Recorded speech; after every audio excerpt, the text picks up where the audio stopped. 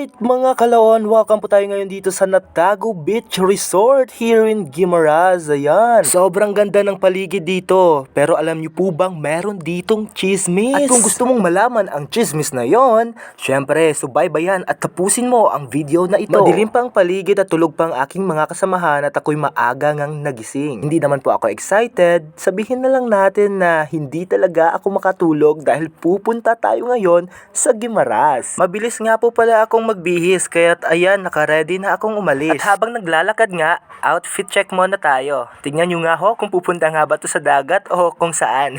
Ayan na nga't dumating na ang aming sasakyan. Habang hinihintay namin ang iba pa naming mga kasamahan, nauna na nga akong pumasok dahil hindi naman talaga ako excited. Kaya't isinarado ko na rin yung pintuan. Ayan nga tayo, lalarga na. Kaya't samahan nyo kami sa aming ganap na ito. Sila nga po pala ang ating mga kasama at shoutout nga po pala sa inyong lahat. Ayan na nga, dahil maaga akong nagising, dinalaw na nga ako ng antok sa biyahe. Kaya't para malibang, heta't magvi-video na lang ako. Ang akala ko ako ang inaantok, yun pala meron na kaming mga kasamang nakatulog. Nandito na rin pala tayo sa city ng Iloilo. At yung mga kasamahan nating nakatulog, ngayon nakagising na. Sino ba naman ang gustong maiwan, di ba? Kung napapansin niyo po, meron na kayong nakikitang mga bangka na ang ibig sabihin ay malapit na tayo sa pier. Pero teka lang, nandito pa tayo sa sasakyan. Kakarating lang namin at ngayon ay bibili na nga ho kami ng ticket. Hindi naman talaga kami excited. Mula dito ay tanaw na natin ang sasakyan naming barko. At ito ang unang chismis. Pakinggan niyo si Tuto. Ginano ko lang aking vocals. Hindi naman talaga prepared si Toto na makikanta sa mga sirena kanyang makikita. Sa pier nga po pala ng Hordan yung next stop namin. Kaya't halina, samahan nyo kaming sumakay. At teka, aircon din pala yung aming sasakyan. Wow, grabe naman. Ayan, at nakaupo na nga kaming lahat dito sa loob habang hinihintay na umalis yung barko. Shoutout nga pala sa iba pa naming kasamahan sa barko at baka makita nyo ang video kong ito. Don't forget to like and share na lang po at maraming salamat sa inyo. Sa gitna nga ng aming paglalayag ay nakaramdam ako ng gutom. Kaya't kumain na muna ako at pinasa ko na rin sa iba kong kasamahan nang sila ay makakain na rin. Nag-share na lang pala kami sa iisang biskwit kasi nga po wala kaming budget. Nakarating na nga tayo sa kabilang isla at ngayon handa na tayong lumabas sa barko. At dahil hindi kami prepared, meron nga pala kaming dalang first aid kit at meron na rin kaming mga dalang tent at syempre yung mga bagahe na rin. Dala nga po pala ni Bridge yung lulutuan namin mamaya. Papalabas na nga kami sa barko. Grabe, sobrang liwanag ng paligid. Ramdam ko na talaga ang simoy ng hangin dito sa Hordan. Dito lamang yan sa probinsya ng Guimaras. For the tourist mo ng mga person ngayon kasi deserve natin na mag-unwind. Dahil sa ilang buwan tayong na-stress sa school. Wow, grabe stress talaga. Mukhang nakikinig. Hindi naman talaga totoo eh. Joke lang. Nakikinig po ako mga kalaon ha. Ayan, at maganda ngang panahon ngayon dahil hindi umuulan. Grabe, where's the sun?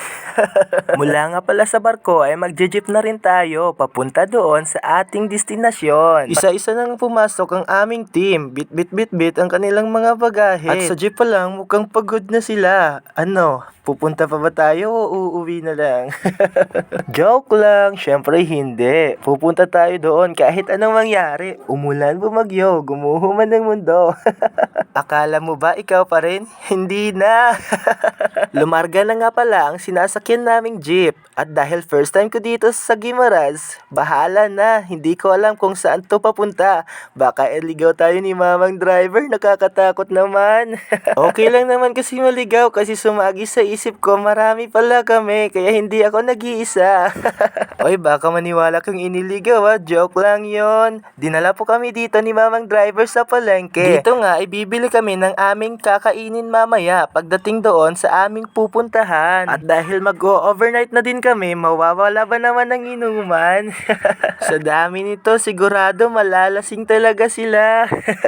Ibinaba na nga kami ni manong driver sa lugar na kung saan hindi ko alam.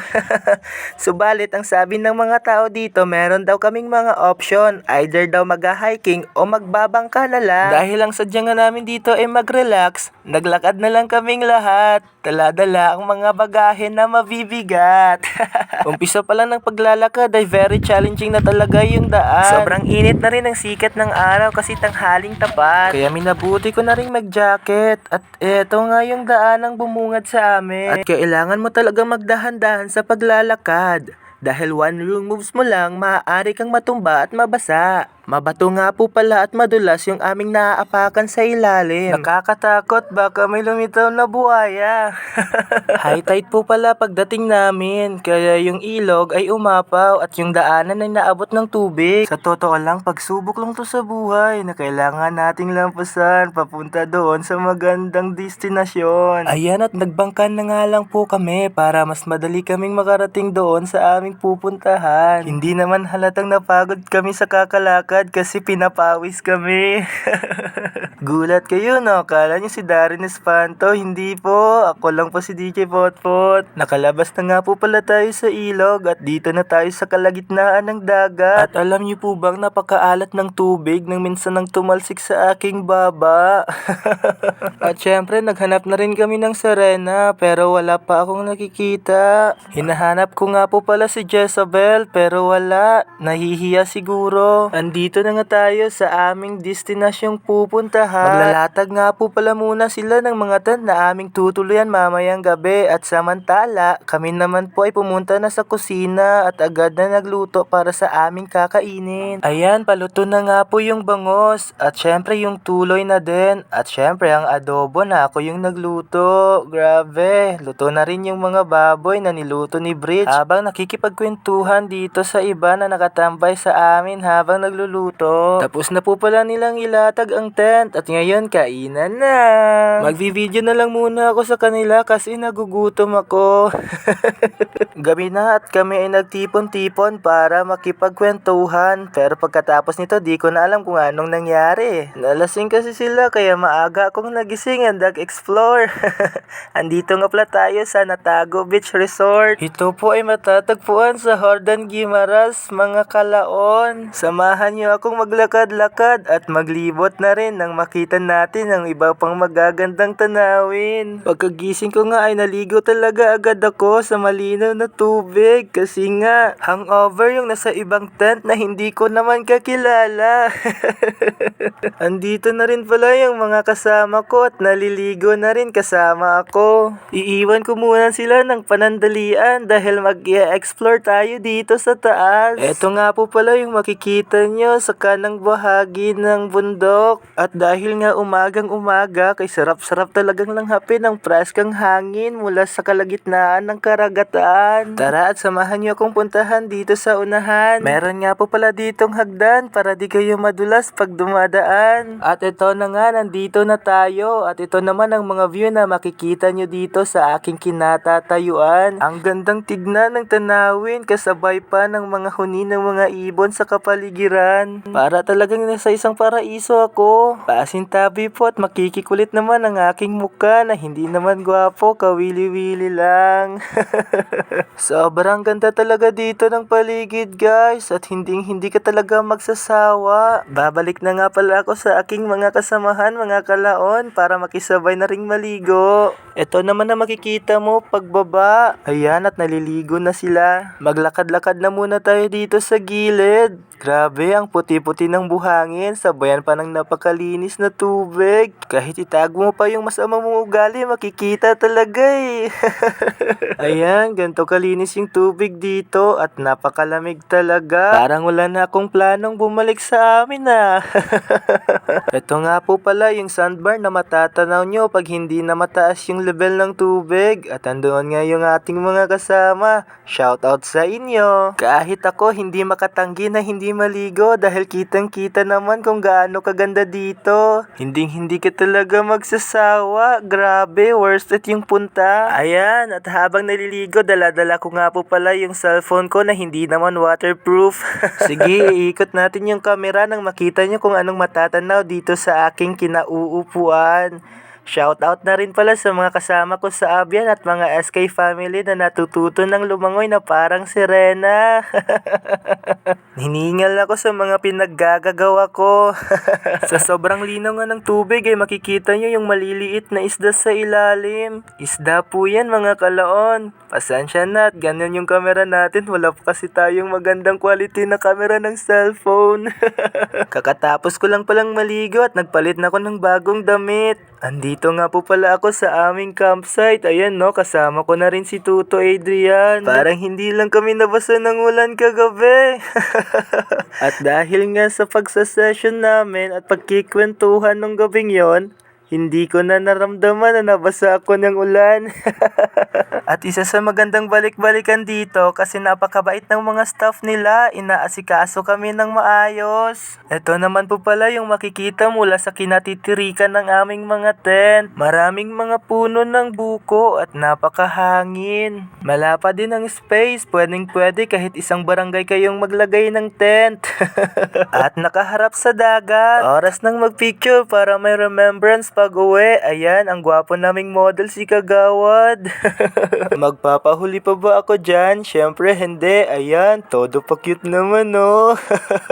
At ito ang resulta. Credits nga pala kay Chairman. Salamat. Dumako naman tayo sa kabilang bahagi. Ayan, makikita nyo, napakaganda talaga ng tanawin. Maganda din itong spot kung gusto mong bisitahin kasama ang iyong pamilya at mga kaibigan. O pwede rin yung minamahal mo sa buhay. Sana all na lang. Ayan, at nagpunta nga tayo dito sa may bahay na inaayos dahil maganda rin dito yung simoy ng hangin. Maganda rin ang view dito nang may umakit sa aking atensyon. What's up?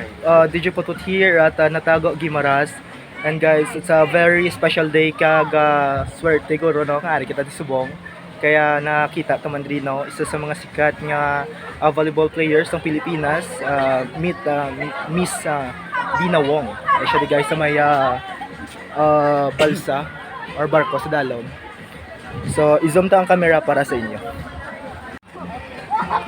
So guys, this is the proof that Arshade, syempre ari kami para mag lantaw-lantawan sa iya yan, no? Nga manotice kita dugay-dugay. Ayan. Ito mo zoom. So guys, ito na guys. Magpapasay hi tayo guys. Hello. Hi po. Hello sa inyo. Ayan, say hi tayo sa camera natin. Ayan, DJ Potpot Iloilo po ay. Ayan, salamat din. Thank you. Ayan, pahay naman natin sa camera. Ayan. Ayun na guys. Ay, hello. Thank you. Thank you din. Ayan nga guys, dahil sa ganda ng paligid, nakabisita na rin dito si Miss Dina Wong at si Miss Ivy Laksena. Grabe talaga. Paalis na sila. Nag-island hopping nga po pala sila dito. Grabe, sa TV ko lang sila dati napapanood pero nakita ko sila dito. Kakaalis lang nila Miss Dina Wong nung may umakit muli sa aking atensyon. Tadhana nga bang makita ko ang mga iniidolo ko sa TV? And hello sa ating mga ka-idol dyan. Yes. Hello First to the time. vlog. Ayan, pakilala ka ate. Hi, I'm Ayan. Cez Molina. Ayun. Captain of Signal HD Spiker. Yes! Meets DJ Pottot here. Ayan. Ate, salamat. Salamat. Nood kayo ah. Thank you. Thank you so much. Hello, ayan. Shoutouts po sa ating mga mga friends, mga kalawan dyan. Ayan. Hello, meets our mga idol dito here at Natago Beach, Gimaras. Ayan. Load vlog. Ayan, maraming salamat po. Grabe mga kalaon, napakabait talaga sa personal nila Ate Cez Molina at Ate Roslyn Dorio ng Signal HD Spikers. Grabe idol. Matapos nga ang lahat ay nag-empake na kami para sa pag-uwi. Sobrang enjoy at memorable ang lahat na nangyari. Grabe, as in talaga. Kaya na pang hinihintay nyo, bisitahin nyo na yung pinuntahan namin. Natago Beach Resort, Hordan, Gimaras. Matapos nga naming mag-empake ay ito na ang aming sundo. Oras na nga po pala para umuwi. Ayan mga potpot and friends. Hey, go home na guys. Go home na. Mga kalaon na tunda. Ayan sila sa piyak. Bye-bye. Bye. Ayan. Ayan, medyo nga malakas yung alon at ako'y chill lang habang kinakabahan dito sa unahan. So far, wala akong nakitang sirena dito. Okay lang, nakita ko naman yung mga idol kong nagbabalibol.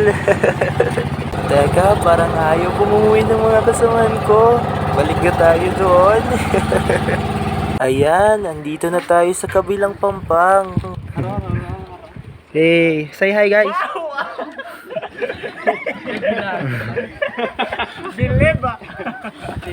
Dahil hindi nga namin makontak yung jeep na aming sinakyan, naglakad-lakad na lang muna kami. Upang sa gayon ay makahanap na rin ng signal at makatawag ulit. Grabe naman tong daanan to, ang taas, hiningal kami sa kakalakad ah. Magandang exercise naman to kung gusto mong magpapayat.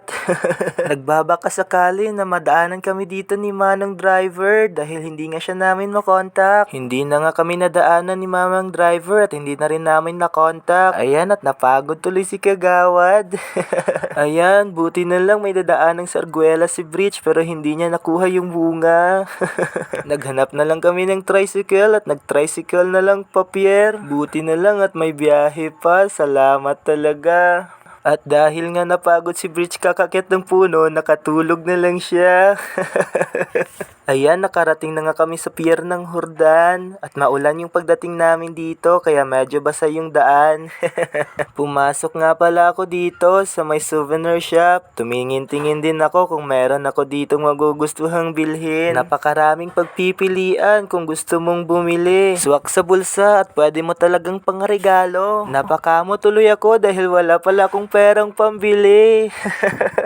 Tara, sakay ulit tayo ng barko patawid ng Iloilo.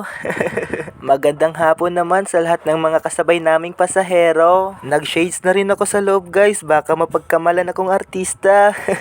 Pagdating nga namin sa Iloilo ay kumain na muna kami dahil kulang yung aming naging pananghalian. Syempre, bit ko pa rin tong galong to. Naghahanap kasi ako ng pwedeng pag-igiban dito sa loob ng Robinson. Grabe, tinititigan kami ng ibang tao. Kala siguro nila dito kami magkakamping ulit. Ribshack nga po pala yung aming tungo. Ayan, dala-dala pa rin namin yung aming mga kagamitan. Isang pamilya kami ditong pumasok. Naghanap na nga kami ng pwestong aming mauupuan habang nag-o-order naman yung isa naming kasamahan. May nakita nga pala akong lababo. Pwede bang dito umigib na lang? Dala pa rin natin yung first aid kit kaya walang problema kung merong mabulunan. Joke lang. Syempre, sana wag naman. Mga geng-geng nga pala kami mga turista ngayon. At dahil busog nga ako, kumain ako. Napakasarap naman kasi ng ulam. Inunti-unti ko lang yung pagnguya. Baka mapagkamalan akong matakaw. Halata namang busog kaming lahat, kaya nakailang only rice kami dito. Wala namang problema kasi marami naman silang sinaing eh. Salamat nga pala sa serbisyo, kuyang staff. Pagkatapos nga namin kumain ay sa kabilang exit na kami lumabas. Bit-bit ko pa rin yung galon, nagustuhan ko naman, bumabagay naman kasi. Nagtitingin-tingin na ako sa paligid, baka kasi merong water refilling station. Pero maganda talaga tong puting sasakyan na to. Balang araw, makakabili rin tayo. Ayan, at may pangalan niyang aming galon, baka kasing mapagkamal lang binili tapos hindi binayaran. Medyo malayo-layo pa yung exit, pero okay na rin yon para bumababa na rin yung ating kinain. Baka pagkamalan akong vlogger nito ah. Grabe naman yung pormahan eh. Shoutout nga pala sa lahat ng nakikita sa aming camera. Magandang araw sa inyong lahat. Nakalabas na nga tayo sa Robinson mga kalaon at dito tayo mag-aabang ng masasakyang jeep. Hindi nga pala tayo nakapag-refill ng ating galon kasi walang water refilling station sa loob. Masaya na nga kaming uuwi dahil sa nag-enjoy kami sa Guimaras, busog na rin kaming umalis mula dito sa Iloilo. Kaya bago matapos ang videong to, ibabahagi ko muna sa inyo ang naging interview ko sa mga kasamahan ko.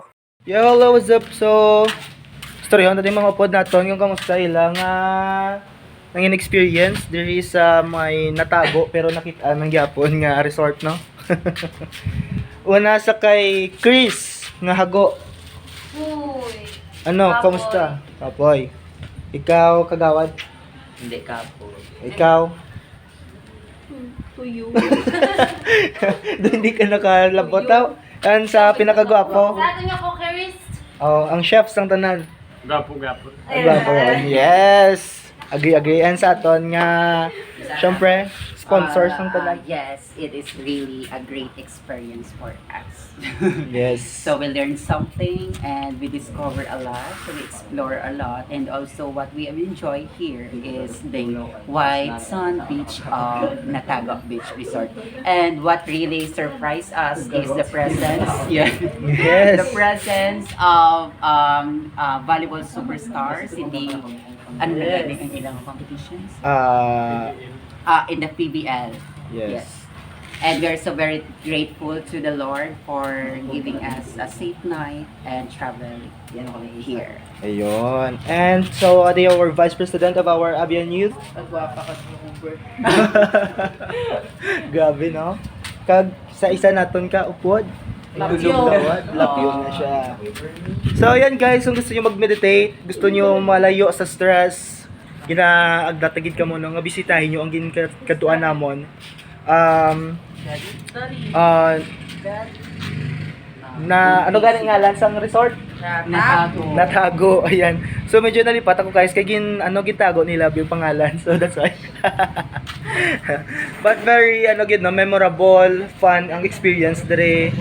Despite nga nagulan kagabi pero sadya gid gyapon niya ang mga tent namon, mga bag namon basa pero still sadya. And thank you gid sa nag-support, no. More contents pa nga itong i-post para updated ka mo sa kabuhi ko. I-chismis nyo ko dayon. Madamo gid salamat. Hey.